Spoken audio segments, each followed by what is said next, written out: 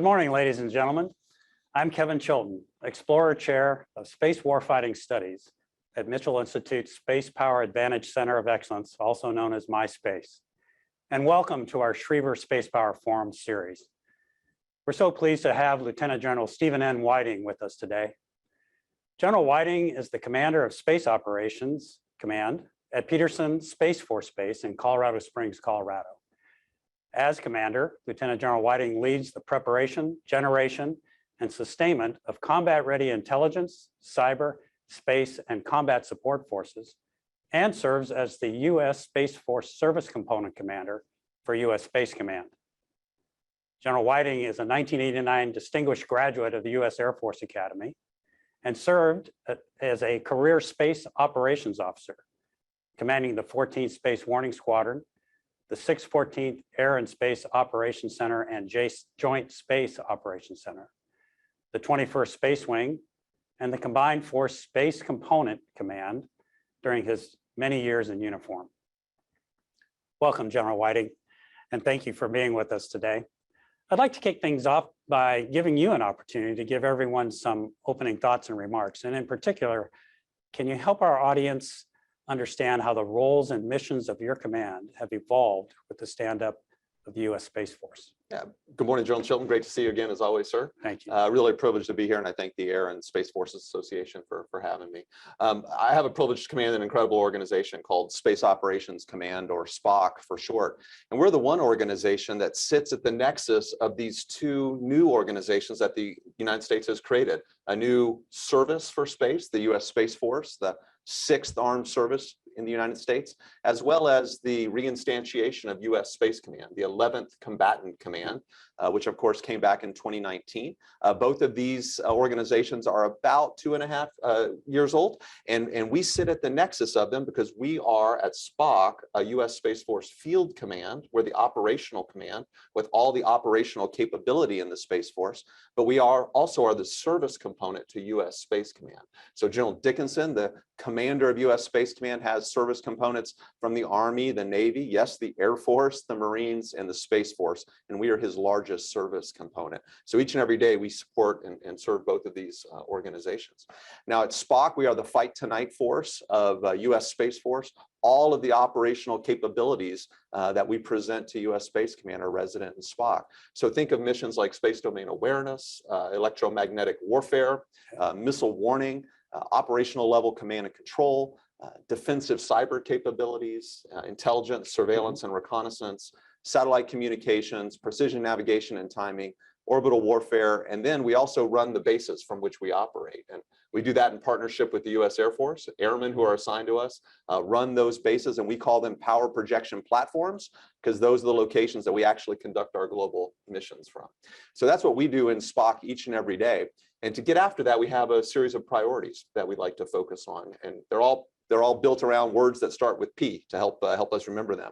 But our mission is to protect America and our allies in, from, and to space. So that's the first P word, we protect. And then our three priorities, the first being that we prepare combat-ready, ISR-led, cyber-secure space and combat support forces. Let me unpack that just a little bit because we selected those words very carefully. So we prepare combat-ready forces. So combat readiness is the coin of the realm in SPOC. As a Fight Tonight force, our capabilities are supporting operations around the globe right now as we speak, and so they need to be at maximum readiness. So we're focused on building that combat readiness. And then we highlight that we have to prepare combat-ready ISR-led forces. So because of the threats we now face, as perhaps typified in the last 6 months by the Russian ASAT test in November of last year, a very reckless test that's created over 1,500 pieces of long-lived debris. We have to do everything in SPOC relative to the threat now. We have to be informed about that threat so that our operations can continue to be sustained in the face of those threats. So we want to be ISR-led and then cyber-secure. These global networks that we have in Space Force and SPOC are truly not only global, meaning they wrap around the globe, but then they extend out to 22,000 miles above the Earth's surface into geosynchronous orbit. And that creates a lot of novel cyber attack surface. So where bad actors might try to attack us in the cyber domain. So we have to secure that because that's our soft underbelly. Yes, some countries like Russia and China will try to take us on in space as the ASAT test demonstrates. but they would prefer to take us on in cyber because it's a lower bar to entry. And also countries like North Korea and Iran, that's where they would likely take us on because they're not yet sophisticated enough to take us on in the space domain. So that's our first priority, is to prepare those combat-ready ISR-led cyber secure space and combat support forces. Our second priority is about partnerships, because everything we do is built on trusted partnerships across the US government, but with our international allies and partners as well, and commercial and academia. And then finally, our third priority is to project combat power in the domain. In all the ways that any military service would, and then force packaging that together to execute missions. So I'm excited about the next hours. We get to talk about what SPOC does, but that's a little to get us started. Well, that's terrific. So if I could just pull a thread, could you talk a little bit what it means to be a service component, as opposed to what sounds like your operational combatant fight tonight role? What the difference between those two is for our audience. So as a service component, I am the commander of space forces for General Dickinson, the commander of US Space Command. And he then looks to me to make sure that the forces are ready to go. And then we give him our best military advice on planning and helping to shape the O plans and the campaign plans that his organization is working. And then I present those forces to his two subordinate components. One of them is called the Combined Force Space Component Command, which you mentioned I had the privilege to command a few years ago. Major General Deanna Burt is that commander at Vandenberg. And then there's another component called the Joint Task Force Space Defense. And so we provide forces to those commanders, and then they provide operational direction to our forces. And are you in that chain of command then, from General Dickinson down to those command centers?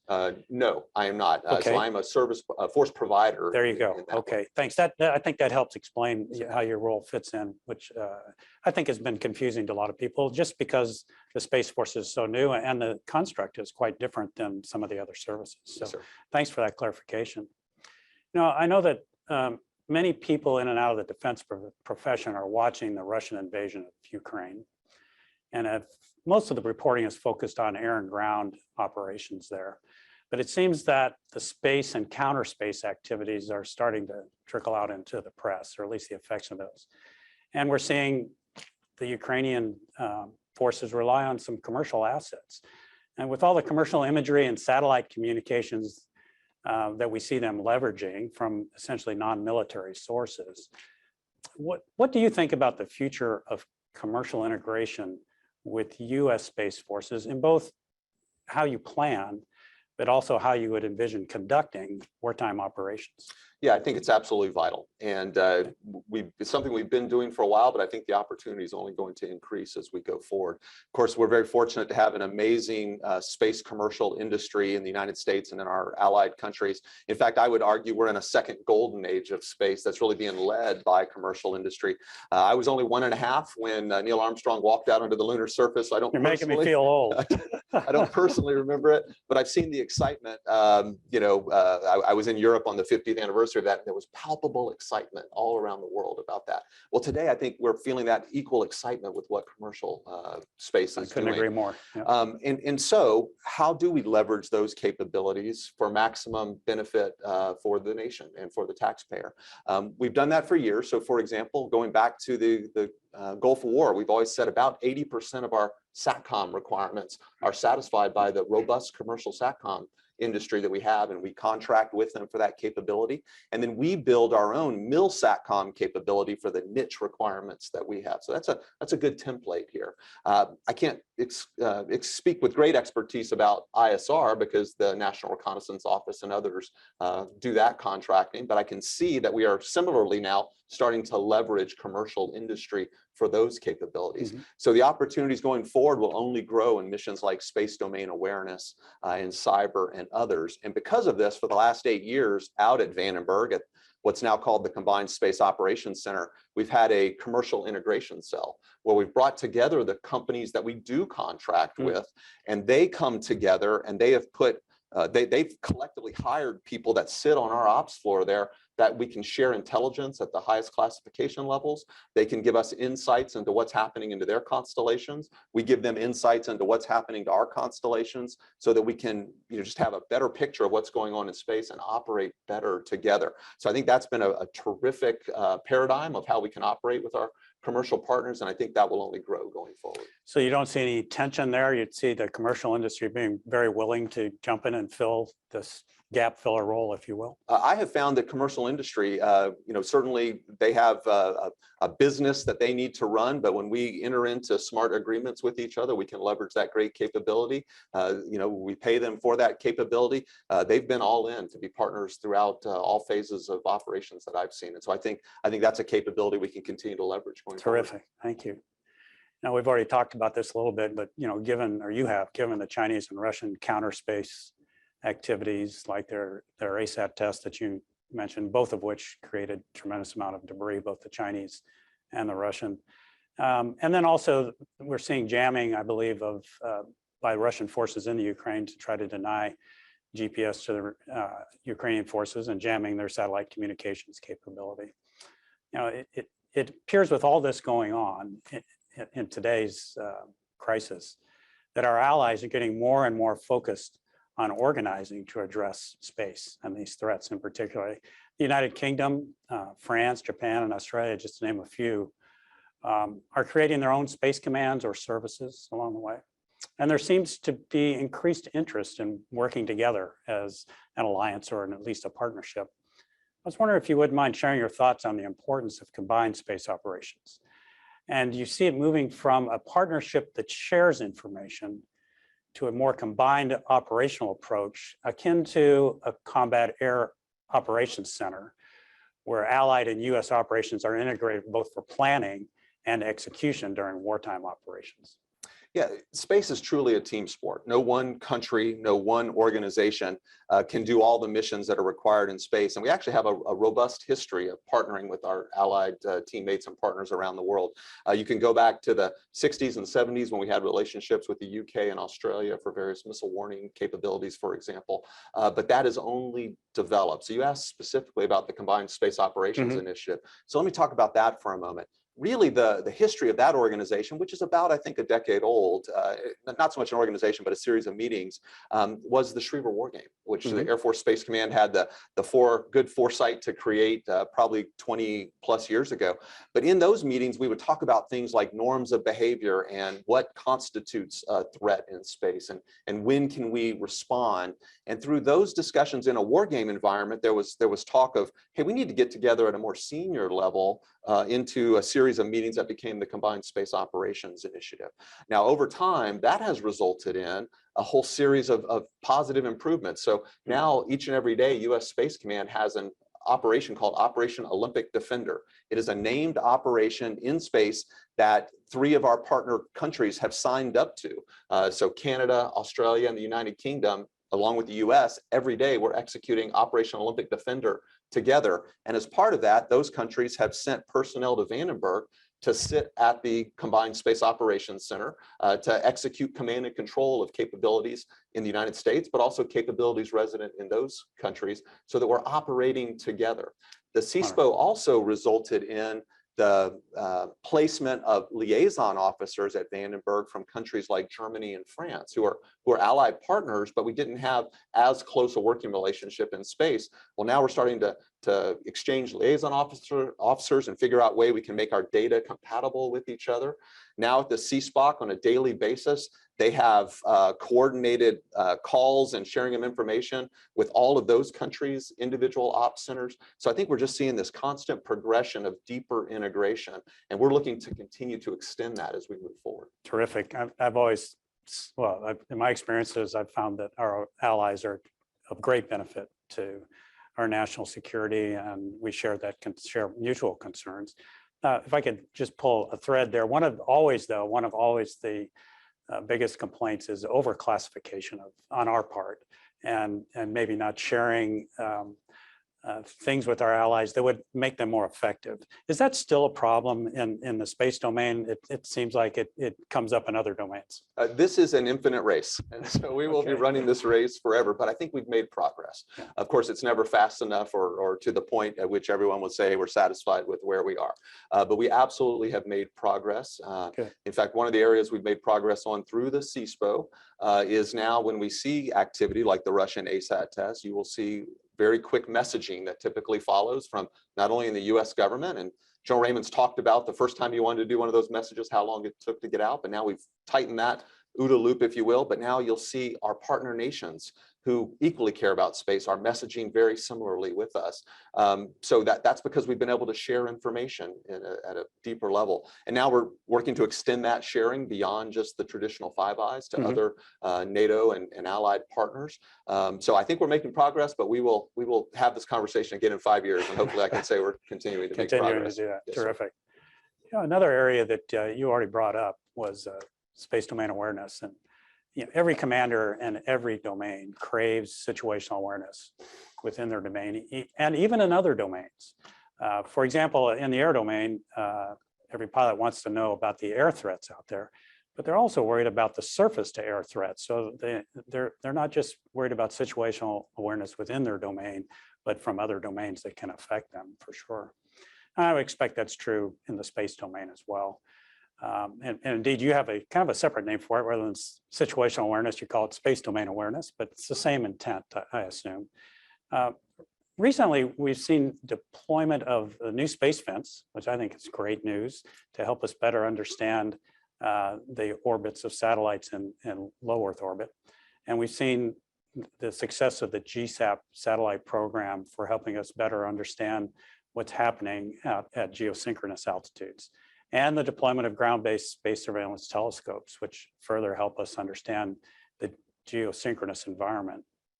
And they're all meant to help our nation determine and attribute what's going on in space, and if anybody's planning to do bad things to our systems.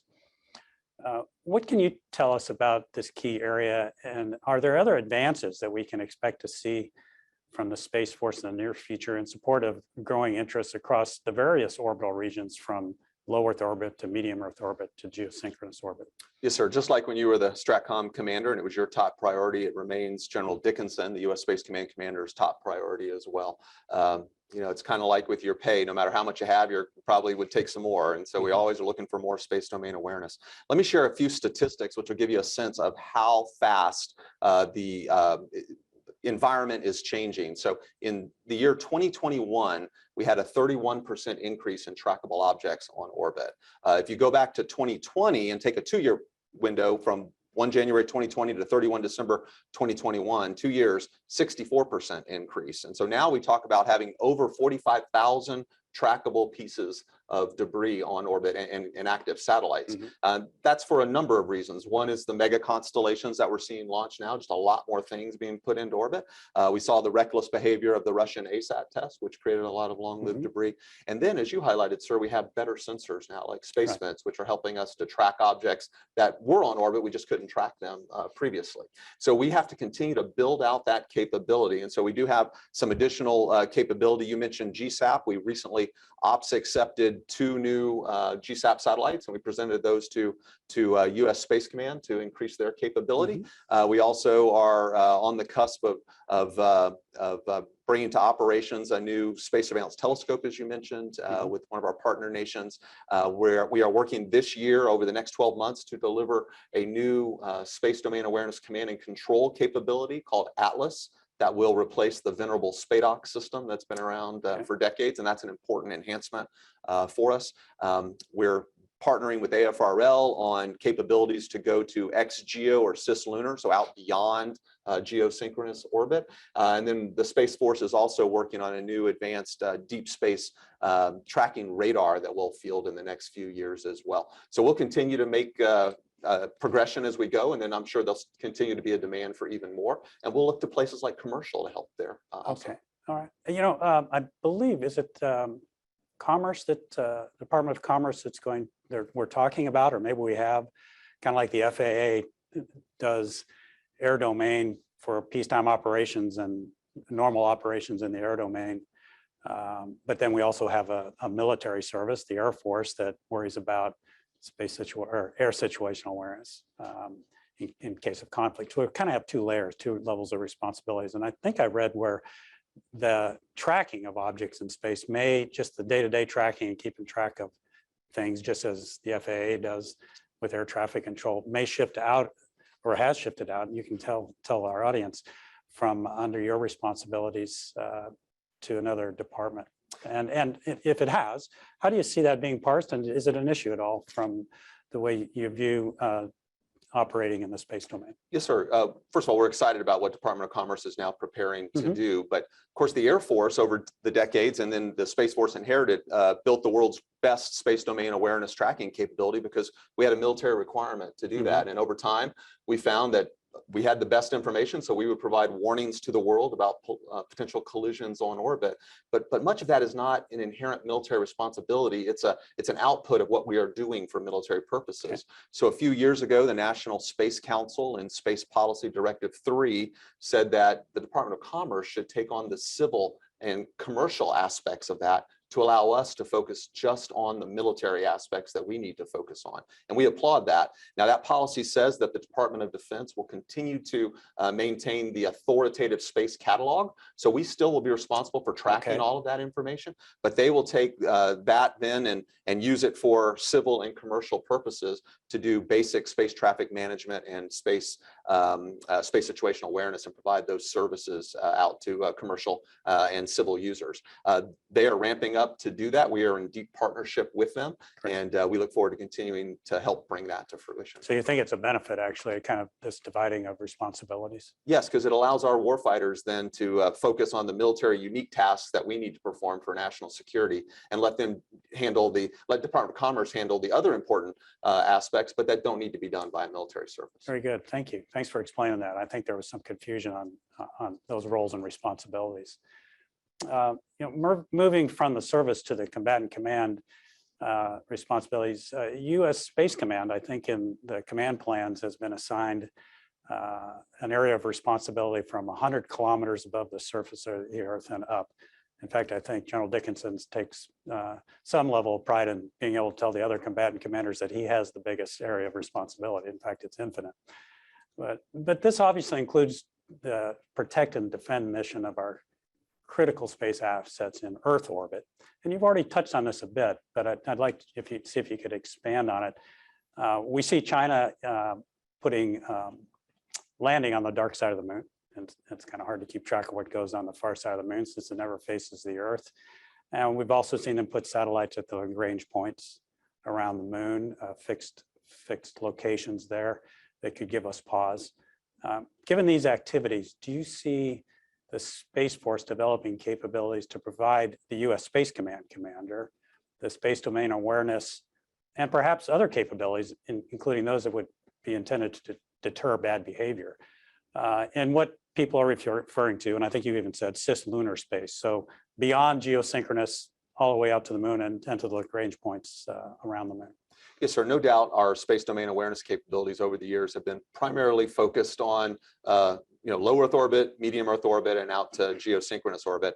And just maintaining space domain awareness of that immense volume of space is a huge challenge. But as you highlight, we are now seeing other actors go to the moon, go to lunar orbit, and we do need to be concerned and interested in what they are doing there. So I'm very proud of our Space Delta II, which is our space domain awareness delta. It's headquartered at Peterson Space Force Base in Colorado Springs, but units around the world, they have given the XGEO mission now to our 19th Space Defense Squadron at Dahlgren, Virginia. And it's their job to now go partner with other organizations like AFRL. AFRL, for example, is building a satellite they call CHIPS, the Cislunar Highway Patrol System. For those of us of a certain age, we understand the reference to CHIPS and that old TV show. Yes. But in a few years, that launch will go to the moon, and it'll help us figure out how to do space domain awareness from lunar orbit. So we think that is well timed by AFRL, doing exactly what we expect our research laboratory to be doing to help be a pathfinder, help us figure out how to conduct operations. So our 19th Space Defense Squadron is partnering with AFRL and partnering with academic organizations, partnering with NASA. There are pockets of cislunar and XGEO excellence out there, and now we're working with all of them to create a community of interest and then start to develop a picture of what is happening in lunar space. I often get a question, General, from our young guardians. Will the Space Force be a brown water Space Force, or will it be a blue water Space Force? And for those who may not immediately understand that reference, it's a reference to the Navy. Will we be a brown water Navy, a littoral Navy who's focused on influencing actions ashore? or will we be a blue water Navy focused on controlling the sea lanes? Well, we're going to have to be both in the Space Force. Certainly today we're more focused on terrestrial operations, but as commerce, as NASA, as other countries start to go to the moon and beyond, we will have to pivot up and out toward those orbital regimes. And so I'm proud of the team as we're starting to look at that to make sure that we're ahead of the threat. Great. And you mentioned the Air Force Research Labs experiment that's coming up. Is that going to be akin to GSAP, a satellite system that can begin to give us a sense of what's happening in lunar orbit? I would say it's probably more akin to ORS-5 or the space-based space surveillance satellite, SBSS. Okay. So kind of a vacuum cleaner in space that can get data from what's going on in the lunar orbit. Okay, whether it's man-made or natural or whatever, just anything that's in orbit Yes, around the moon. Yes, sir. Okay, and you also mentioned NASA. I'm glad you did. I always assumed that since NASA intends to put humans back on the surface of the moon, and as other countries do the same thing, that they're going to be worried about space traffic management, if you will, if for no other reason, the safety of their operations in lunar orbit. And so you mentioned them, and you see them as being a contributor to space domain awareness in the cislunar regime going forward? Yeah, NASA is a fantastic partner, and I just as a citizen am inspired by what they're doing with Artemis and going back to the moon. I can't wait to be of an age where I can personally watch and feel that's gonna be like when American astronauts walk back out on the lunar surface. But yes, we have a great teamwork with them. They have personnel that sit with us at Vandenberg that we perform collision avoidance for the International Space Station. Of course, through their own tracking sensors, they have data that we want to be able to leverage. We have data from our sensors that is of interest to them on planetary defense, for example. And Lieutenant General John Shaw, the Deputy Commander, U.S. Space Command, recently had some words on how we're supporting now NASA with the planetary defense. So I think we just want to continue to be great teammates with them as they execute their civil scientific mission and we execute our national defense mission. There are areas of overlap where we can help each other. Great. They certainly were great partners when I was at U.S. Stratcom and helped us out tremendously. And some of the very things you talked about, space debris and predictions on satellites reentering, et cetera. Yes, so they're a terrific partner. I'm glad to hear they're going to be part of that. It makes sense to me as well. You said something a little earlier today that I'd like to again revisit, and that was the notion of tactical ISR or ISR from space. One of the main areas of interest in Congress and industry is what the future holds for the Space Force in providing, the Space Force now, in providing operational and tactical ISR to regional combatant commanders and their forces. That seems to be an insatiable appetite that the regionals have for understanding what's going on in the terrestrial element of their authority. The Space Force already provides vital enabling capabilities such as missile warning, over-the-horizon communications, position navigation and timing, weather and other capabilities. But do you see a role for the Space Operations Command and the Space Force as a vital provider of intelligence products from space, whether they be signals intelligence or optical or visual intelligence systems? Yes, sir. We talked about space being a team sport, and one of our fantastic teammates is the National Reconnaissance Office, and the intelligence community have built the world's best overhead ISR architecture, bar none. But just like all the other services provide Title 10 ISR, whether that's in the Air Force, remotely piloted aircraft, or an RC-135, and of course the Army, the Navy, and the Marines all have tactical ISR capability. We do think that the lowering of launch costs that we've seen over the last several years, as well as lowering of satellite production costs, gives us a new way of thinking about Title 10 ISR that we might be able to provide. So a mission like GMTI, Ground Moving Target Indicator, something the Department of the Air Force has done for decades with aircraft like the J-Stars. Perhaps we could do that from space more effectively. Of course, in the space domain, you can freely overfly any point on the Earth, and there's no denied airspace in that regard. And you have wide fields of view, and perhaps that's a mission that we could take to space and provide that Title 10 ISR in direct support of combatant commanders. I know that work's ongoing, looking at that at the headquarters Space Force, and if a system is purchased and brought to operations, we would expect to operate that in Spock and would be ready to do so. So you don't see it as an either or, you see it as a complement going forward with the national systems and what the Space Force could provide as well to fill this gap in combatant commander desires. Yes, sir. ISR, as you know, as a former combatant commander, no combatant commander ever said I have enough ISR. And so there's always the ability to do more to better enable our warfighters. And so I think that's the question that we're asking and looking at right now. Well, and I think there's historic precedent in the air domain. I know I had the great privilege to command the 9th Reconnaissance Wing, which is our U-2 operations, which are still in operation today.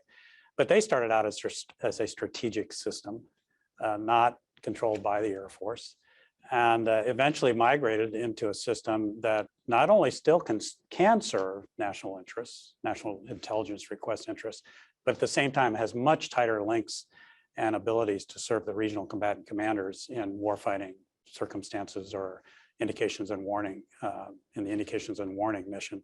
And so we've seen this transition happen in the air domain, augmentation with the service doing it alongside of national assets. So the way you describe it, I think makes perfect sense going forward, that this would be a great addition and fill in some of these gaps that perhaps are unfillable in the end, but are certainly necessary to be filled as best we can today. So. Yes, sir. And so I know you'd be proud to know I was just at Beale a couple months ago. Oh.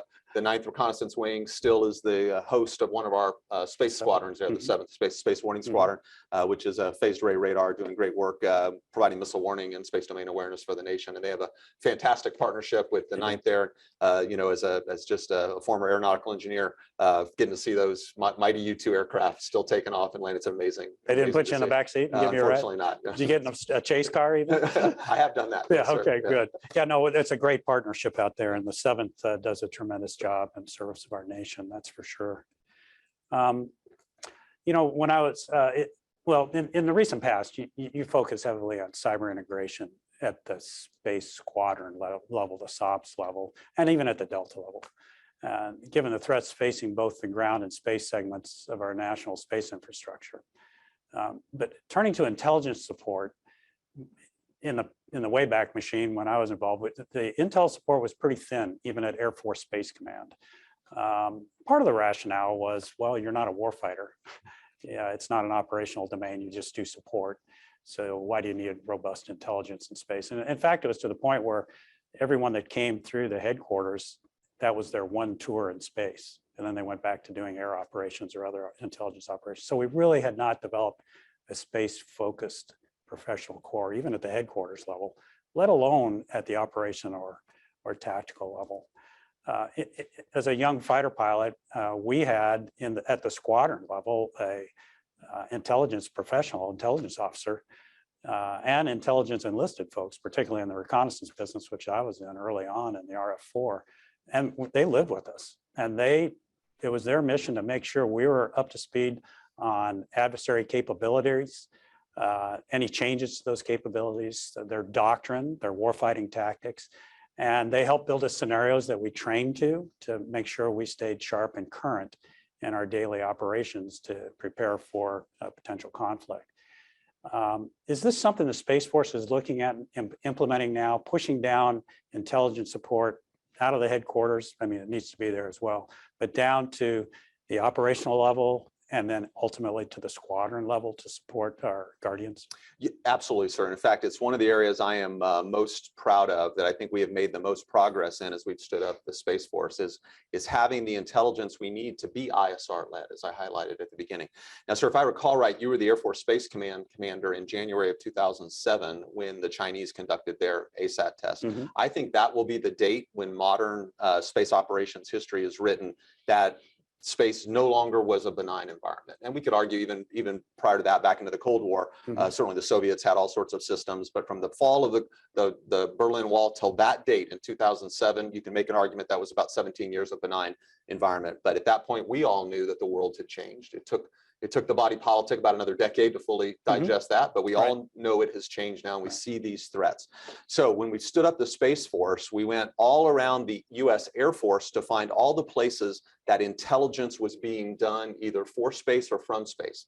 And we brought all of that in partnership with the Air Force, and it all transferred over to the Space Force. And at the tactical level, we've created now Space Delta 7 as our intelligence, surveillance, and reconnaissance delta. It's headquartered there at Peterson, but with units around the the world. Today it has 3 squadrons. And I want to talk about them briefly because it's really important to get after your question exactly. And the first of those squadrons is the 71st ISR Squadron. And what they have done is they have created detachments that are embedded with and sit with each of the other deltas. So if you're the Delta 4 commander at Buckley outside of Denver and you have the global missile warning responsibility, your S2 function, your intel function, is actually a detachment of that Delta 7.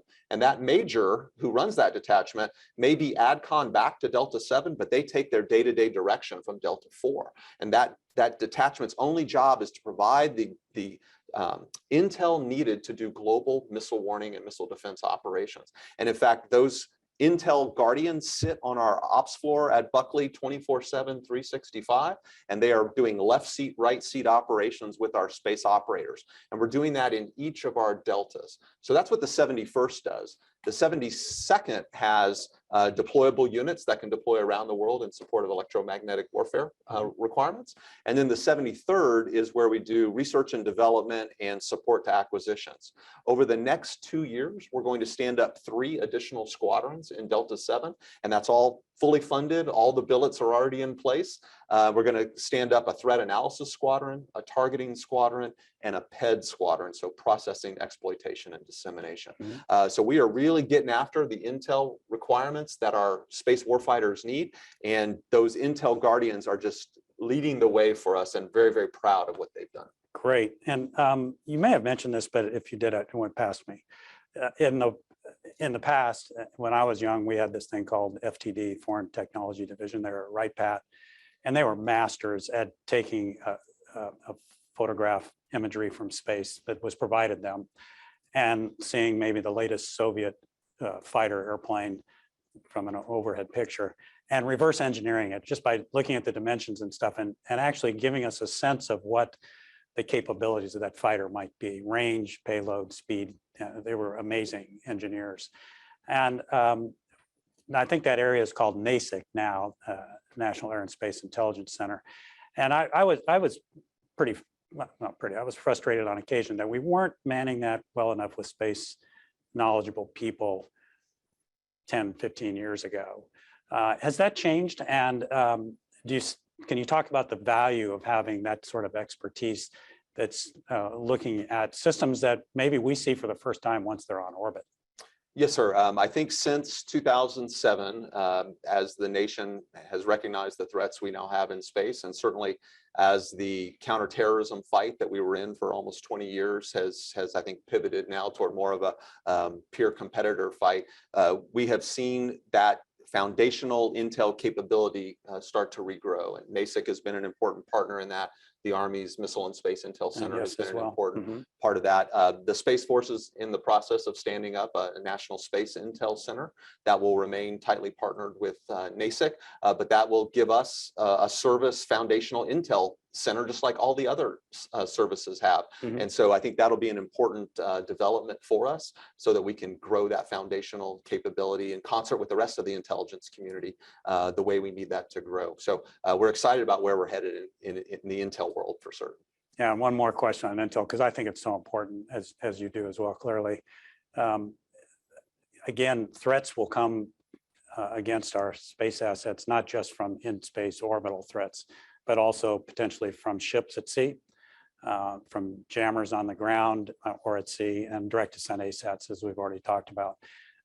Will the intelligence support to the SOPs, they'll be focused not just on what's happening in the domain, but in other domains as well. Is that true? Yes, sir. It's the whole gamut of the threats that we face, whether kinetic, non-kinetic, cyber.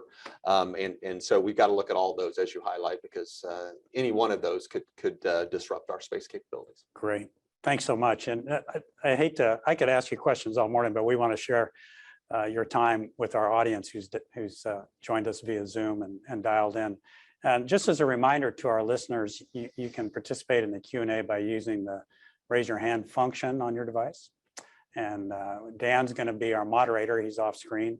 When he calls on you, please unmute your mic, state your name and affiliation for our guest before asking your question. And you can also submit your questions in writing using the Q&A function, which Dan will read, and then Dan will read the question to General Whiting for your response. So Dan, over to you, and we'll see what our first question is from our audience. Thank you, sir. So the first question comes from Kevin Humphrey, and he asks, General Whiting, in regards to the National Guard members performing space missions, General Raymond testified before the Senate that the Space Force cannot do their mission without the Guard, and the best way to handle these missions is to either create a separate Space National Guard or move those missions into a single component Space Force. General Thompson testified that the National Guard members will not transfer to the Space Force. If you lose these National Guard members performing the space missions, what will that do to your capability and readiness, and how long will it take to replace these space professionals? Yeah, thanks for the question, Kevin. I'll start with a personal reflection. Many years ago now, 2004 to 2005, I had the privilege to command the 13th Space Warning Squadron at Clear, what was then Clear Air Force Station, now Clear Space Force Station, Alaska. I was the last commander there that started with a majority of the personnel being active duty. When I started, it was probably about 80% active duty, 20% Guard, because the Alaska Air National Guard was starting to take over that mission. By the time I left a year later, that number had completely pivoted, and we were at about 75, 80% Guard, 20% active duty. And those numbers are roughly similar to what we have today at Clear. So there's a vital space mission that we cannot execute without our Air National Guard partners. You know, what is going to happen with a Space Guard literally will take an act of Congress. And so we're going to have to wait for that to play its way out. I can tell you as I sit here, not only the mission at Clear, but other missions we cannot execute without the Space National Guard or some other entity coming on to take on those missions. And so we're going to continue to leverage that incredible partnership that we have with the National Guard and continue to execute those missions and continue to provide best advice to the administration and the Congress to make sure that we can continue to execute those vital missions as we move forward. So General Whiting, it sounds like no matter what, you need the billets and you need the talent, you need the people. And it's really now up to the Congress to decide how best to present those. Yeah. Is that or organized for that? Yes, sir. Those missions are vital. We cannot just stop doing those missions. So we have to figure out how to way to sustain those missions. And we've built a great partnership with the Guard, and hopefully we can come to resolution on this question in the near future. Great. Thank you. Great. Thank you for that, sir. The next question comes from Chris Schwen, and his question is, sir, how close is and should be the relationship between SPOC and SSC? Yeah, thank you for that question. SSC, of course, being Space Systems Command. There are only 3 field commands in the U.S. Space Force, roughly equivalent to an Air Force MAGCOM, but different certainly in our focus and size. SPOC being the operational arm, the warfighting arm, Space Systems Command being the lead acquisition command, and then Space Training and Readiness Command being the place where we train our Guardians and develop the TTPs. So to answer your question, the relationship has to be incredibly tight. And just within the last 3 or 4 months, I've had 3 separate all-day meetings with General Mike Gutlein, the commander of SSC, and Major General Sean Bratton, the commander of STARCOM, because we know that as field commands, we have to be working together. And the good news is that our missions are pretty distinct, and so we all know our role. As the operators, we have to operate the equipment and provide the feedback on what our operators and warfighters need. We also are the ones who operationally accept the capability that SSC provides. But of course, STARCOM has to test that capability and give us that test report, and then we can give assurances to U.S. Space Command that that equipment is ready for operational employment. So I think we're headed in a very solid direction on those relationships. We're getting some outside graybeard help to also come in and say, as you're a new service, standing up new battle rhythms and new activities, what are all those right touch points? I'll bend off your question to highlight we have a similar requirement to be involved with STARCOM. They're the ones that put on our service level exercises like Schriever War Games, as well as Space Flag. They need to hear from the operators what our desired learning outcomes are and what we need from those exercises. So we are building all of those right touch points with all the field commands. So thank you for your question. So Star Command is your training component of the Space Force. Okay. That's right. Yeah, I like the acronym. Yes, sir. I'm sure they do as well. But one quick follow-up to that, to our listeners' question. Are you involved at all in your command in requirements writing for future systems? I know the combatant commander is going to have requirements, and the service headquarters will have a group that does requirements. Do you plug into that as well as a participant? We do, but not to lead the requirements generation, but to be the voice of the space warfighter in that from our operator's perspective. So as you noted, sir, the requirements generation is now led at the service level at the headquarters space staff. It used to be led at our headquarters, Building 1, the old Air Force Space Command, but that is now a service level responsibility. They lead those requirements. We participate, and then we also participate with U.S. Space Command, but we do not have the rose pinned on us to be the primary. But you have a voice, which is so important. That's right. Thank you. Great. Great. So the next question comes from Scott, and I apologize if I get the last name wrong, Schriever. And Scott asks, when it comes to traditional intel training, do your Guardians receive intel training at the traditional Air Force training, or will they be trained elsewhere? And how would Guardian intel professionals be integrated with Air Force intel professionals? Yeah, thank you for your question. Today, we still leverage the Air Force training pipeline that goes through Goodfellow Air Force Base, although we have STARCOM has a detachment there that provides the space unique training.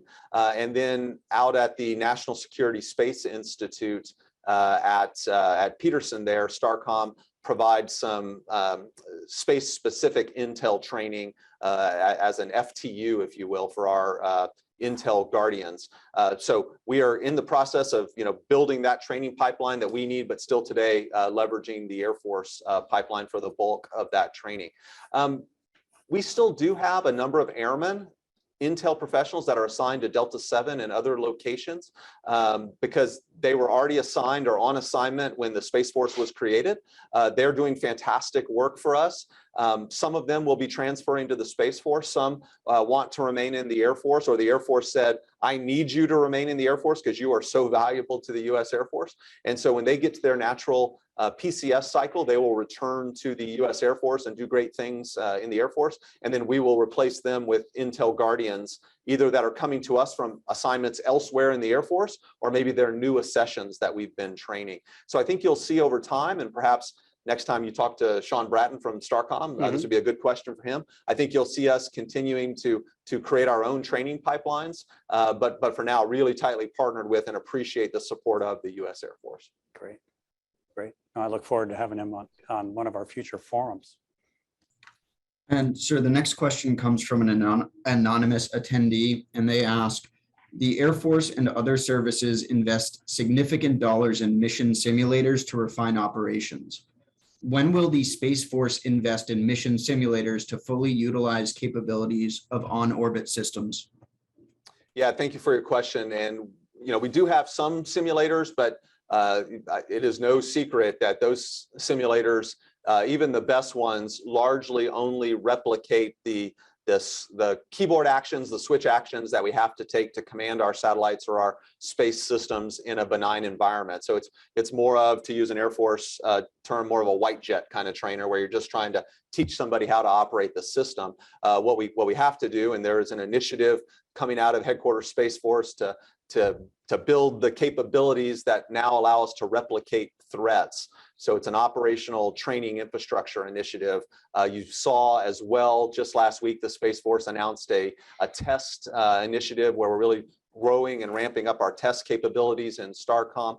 Part of that is so that we can test in a threat replicated environment to make sure that the systems that we are now bringing on board will operate in the face of these threats. So I think you will see us continuing to invest in our simulators with a particular focus on replicating the threats, and you'll see a similar level of investment in a training and test range and test capability that allows us to test in those environments. That's terrific. I mean, I had the benefit of training with NASA, where we kind of did what you described. You had a pretty basic simulator that taught you the switch throws for normal operations. And then after you learned each system, you learned how that integrated in a more sophisticated simulator with other systems.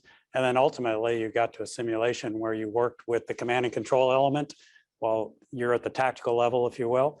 and you could integrate, both were being simulated.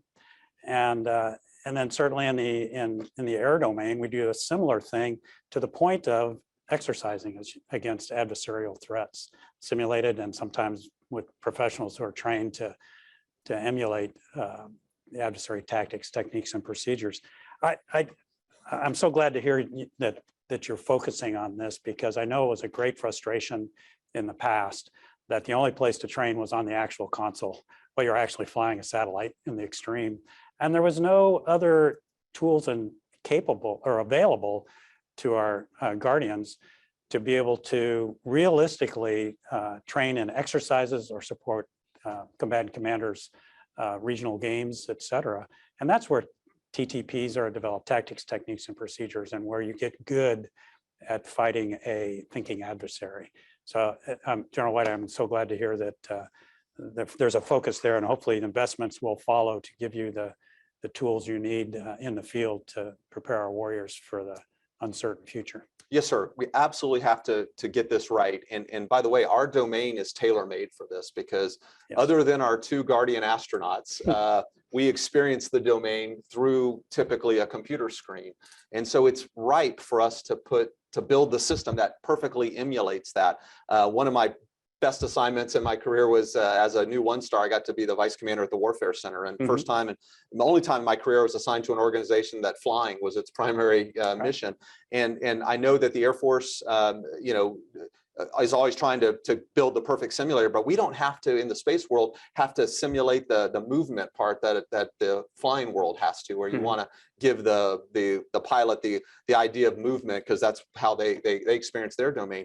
And so this is an area that I think we can make rapid improvements in, and I know we're committed to doing so. Do you think there's an area for artificial intelligence to come in and help improve the training environment as well? Absolutely. And our young Guardians, they are super smart on the game consoles that are out there.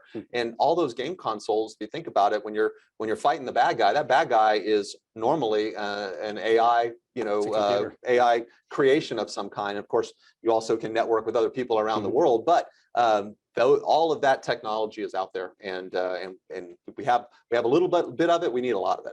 Great, right. Sir, the next question comes from Christopher Stone. He's a senior fellow here at MySpace.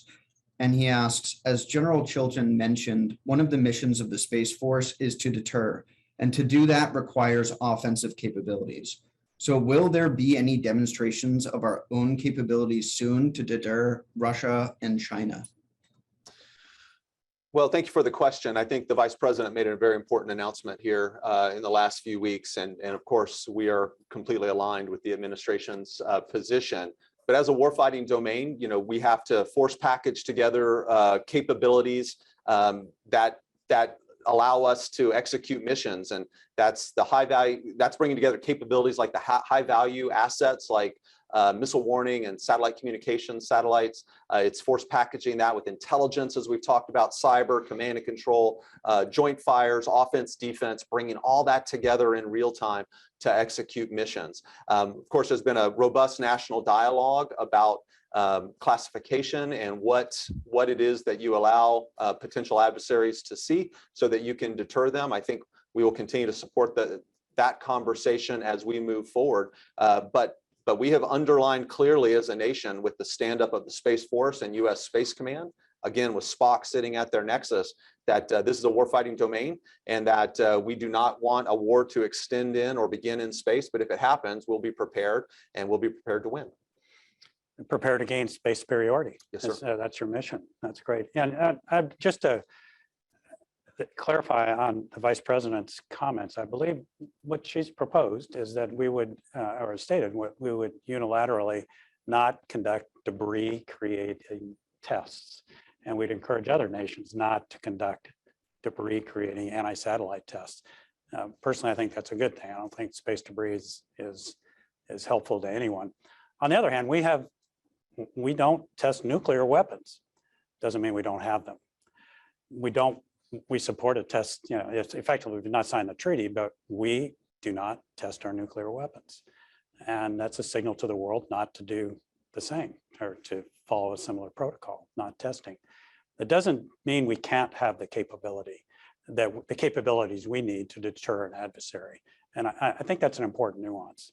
So I think the vice president's, and correct me if I'm getting this wrong, but I think the vice president's statement to encourage countries not to create debris in space by testing kinetic anti-satellite systems is a good thing. You know, sir, as a historic space power, the United States understands that that intentionally creating debris on orbit is bad for the entire planet. It's certainly bad for us. It's bad for our national defense. It's bad for commerce. One might be able to have forgiven China in 2007 as a relatively new space power that maybe they didn't know what they were doing. But Russia 6 months ago, this is a historic and professional space country. You know, the first man-made object on orbit was Russian. The first living animal on orbit was Russian. The first man on orbit, Russian. The first woman on orbit, Russian. And for them 6 months ago to still conduct that ASAT test, they were trying to send a signal to us, and they did it in a very reckless way. And we're not going to replicate that because it just accrues more risk to the United States, but also to the rest of humanity. It also points out that our adversaries get a vote regardless of our behavior. And so we need to be prepared for the worst case scenario. Sure. Yeah. Thanks. So I have one more from the audience for you, and this comes from Michael Marrow. And he asks, the AFRL is currently exploring ways to rapidly launch satellites in the span of a few days. How does the proliferation of smaller, more affordable satellites that can be rapidly launched create opportunities and challenges for space domain awareness?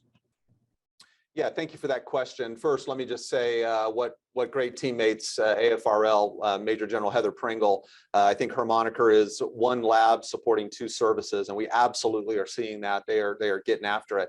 But as we talked about earlier, I think this commercial revolution that we're seeing with the reduced launch prices that we see, as well as the reduced manufacturing costs for these proliferated constellations, really gives us a whole new way to think about a whole host of missions. Space domain awareness is a mission area that we're seeing a lot of commercial activity in, whether that's from ground-based telescopes, ground-based radar, even some talking about doing that from on orbit. I think as commercial companies have a business case to go into that mission area, we can leverage those companies, much like we do with satellite communications. We don't want to do that in a way that's redundant to capability we already have, but if we can offload some of our baseline requirements for space domain awareness and then allow our military specific capabilities to focus on military unique aspects or niche aspects, I think that's the kind of architecture we want to build as we go forward. Terrific. Well, ladies and gentlemen, unfortunately, we've come to the end of our time allotted for the Spacepower Forum today. And I want to give a big thanks to you, General Whiting, for coming to join us here at MySpace. And I hope that this has provided you a great forum to get any messages out or clarify any points of confusion that our audience may have and others. Certainly it's helped me with your remarks today. Is there anything you'd like to say in closing? Or if we've hit it all, we can sign off. No, just appreciate the support of the American people. Of course, the Congress created the U.S. Space Force, and in the last 2.5 years, I think we have seen the wisdom of doing that. And at SPOC, we have gotten through our maturation phase, and that we're kind of through all the big muscle movements of standing up our deltas and getting our headquarters reorganized and helping to birth out STARCOM. And now we show up each and every day with a sole laser focus on improving our operational wartime capability. And I'm excited about what our Guardians and Airmen are doing, and look forward to getting to talk to you and others about this again in the future. Great. Thank you, sir. And thank you to our audience for joining us today. And here at MySpace, we wish you a great, great day. Hold the horses. So we're not quite done yet. There is a very special event that occurred 30 years ago today that I want to bring everyone's attention to. It's the 30th anniversary today of the landing of STS-49, the first flight of the Endeavour, but more important and appropriate, it was General Chilton's first flight on a shuttle mission. So, Chili, we'd like to offer you a happy anniversary. Well, thank you. And thanks for bringing that spacecraft back, and the other two that you had the opportunity to fly in command. Well, actually, in that case, I just put the landing gear down. and deployed the first drag chute, though. I mean, this finger here did it. And I was so blessed to be assigned to a terrific crew, fly with a great mission control team and all of NASA to accomplish that mission. And thanks, Dave. I have a special feeling for Endeavour, since on that flight we were the only two rookies, the spaceship and myself. The rest of the crew had flown before, and so I had a special bond with that space shuttle, and I'm actually proud that she's in my hometown of Los Angeles, and looking forward to seeing her displayed in the vertical launch position here in the near future. So thanks a lot. You bet. Congratulations, and to everyone, have a great Aerospace Power Counter Day.